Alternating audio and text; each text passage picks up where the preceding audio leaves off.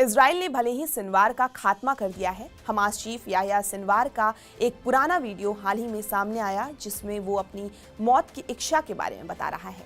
इस वीडियो में सिनवार कह रहा है कि वो सामान्य मौत की बजाय दुश्मन देश के हथियार से मरना पसंद करेगा। उसने वीडियो में कहा कि अगर दुश्मन उसे कोई गिफ्ट देना चाहते हैं तो वो उसे मौत दे।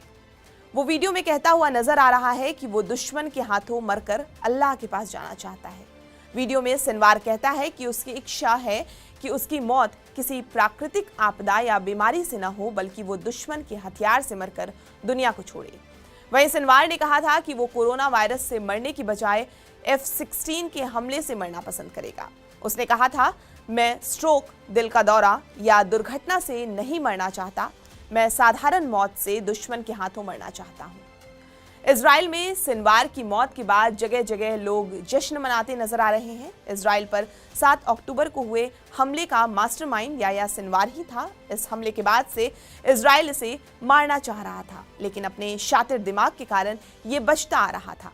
सिनवार को पता था कि इजराइल किसी भी हालत में अपने नागरिकों को नुकसान नहीं पहुंचाएगा, इसलिए हमेशा वो बंधक बनाए हुए इजरायली नागरिकों को अपने साथ रखता था। उनको ढाल बनाकर वो पिछले 1 साल से बच रहा था।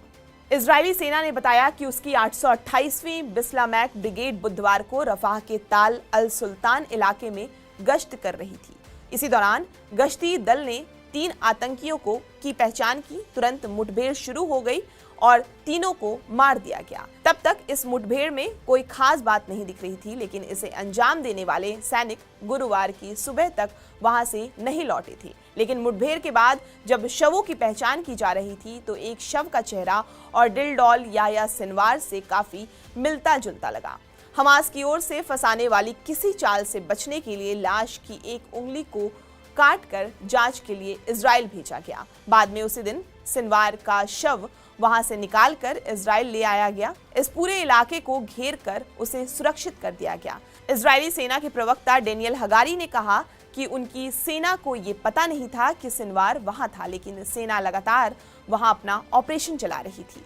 इजरायली सैनिकों ने 3 लोगों को एक मकान से दूसरे मकान की ओर दौड़ लगाते देखा, लेकिन वो इधर उधर जाते उससे पहले ही सैनिकों ने उन्हें ललकारा। मुठभेड़ के बाद जिस शख्स की पहचान सिनवार के तौर पर हुई, वो अकेले उनमें से एक इमारत की ओर भागते दिखे। सैनिकों ने ड्रोन से उसकी पहचान की और उन्हें मार दिया।